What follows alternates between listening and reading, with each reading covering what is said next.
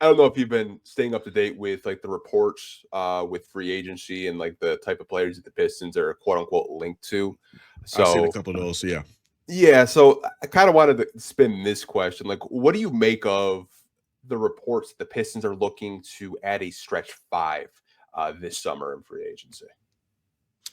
I think it's definitely needed. I mean, when you look at some of the names out there, the one that really sticks out to me the most is if you can get a Naz Reid in Detroit, that definitely makes this team a lot better. We've seen what he's done out there in Memphis, and I believe that if he comes to Detroit, he's going to be with some better playmakers, especially with Kay Cunningham, and if Jaden Ivey comes back, at full strength, which we're expecting. He's a capable playmaker himself, and even the guy that we sometimes underrate as a playmaker who's getting better is Duran.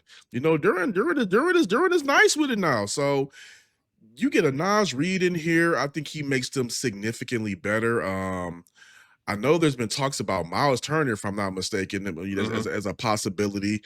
Um, hey, he might get his ring. He might get his ring tonight and be like, you know what? I'm about to cross enemy lines and go get a bag and go help out in Detroit and have a significant role over there. I've gone ahead and dedicated my time here to Indiana. I helped bring a ring. Now it's time to go do something different.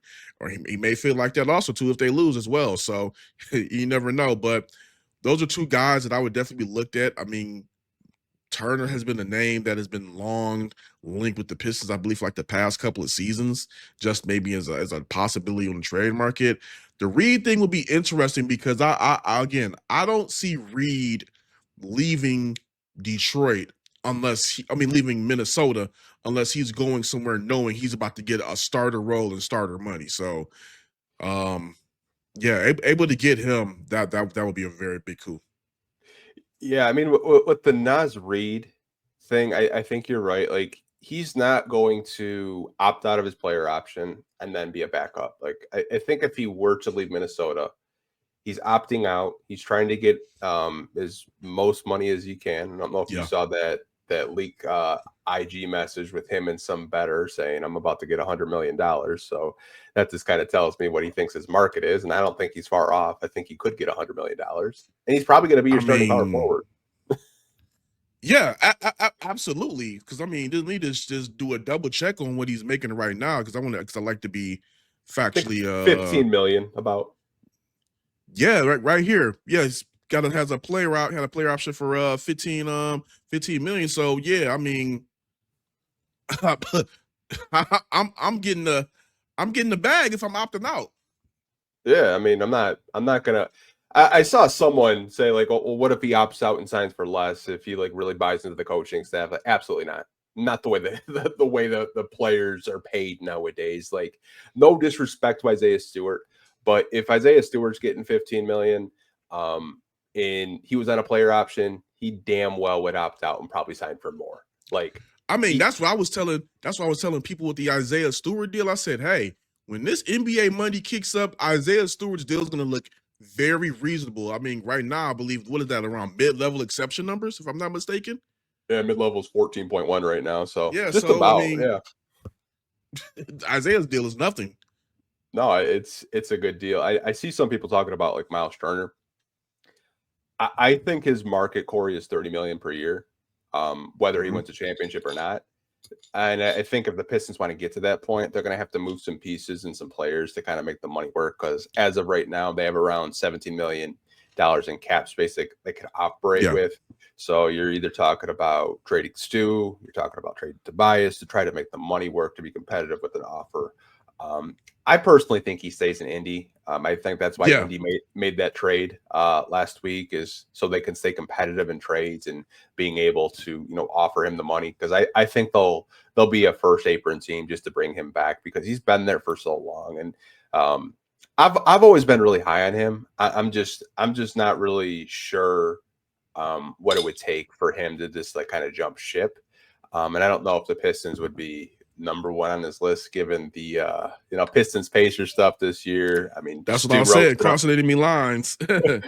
I mean, Isaiah Stewart's telling him he plays with Legos right to his face. I mean, it's just Yeah, it's a whole yeah, thing, you would man. have to. It would have to be some. It would have to be some reconstruction. I mean, even then, if they got Naz Reid, maybe him and Ron Holland got to have a conversation. You know, it's going to be some interesting things. But I will say this though, if they get any of these stretch five that we're talking about on the free agent market, even if they get those guys can fit them in, I still think that signals that you're moving on from Tobias Harris.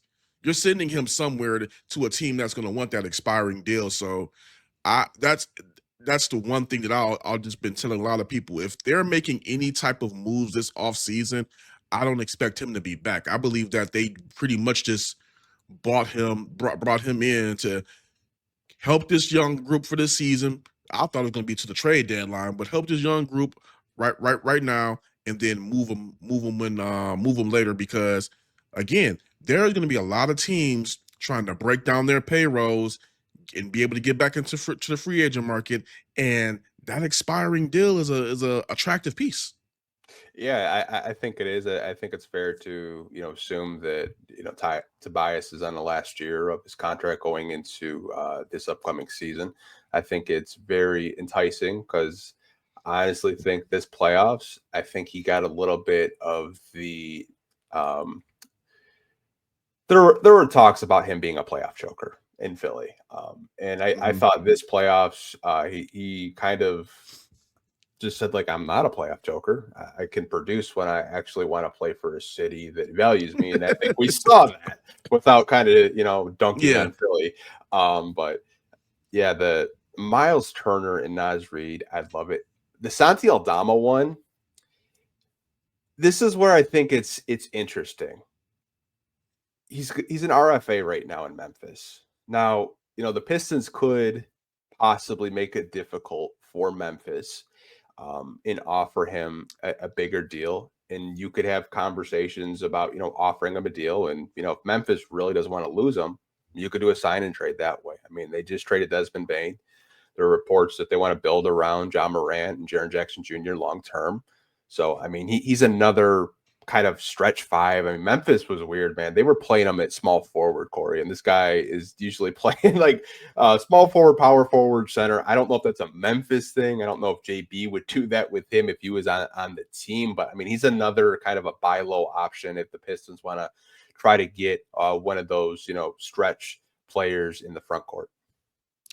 I mean, they definitely need some more help on that end, and um, I think also too. Again, how would Tobias work in that deal? Would they have to move? They had to move him. Would they have to move somebody else? So Yeah. definitely got to look at the numbers. But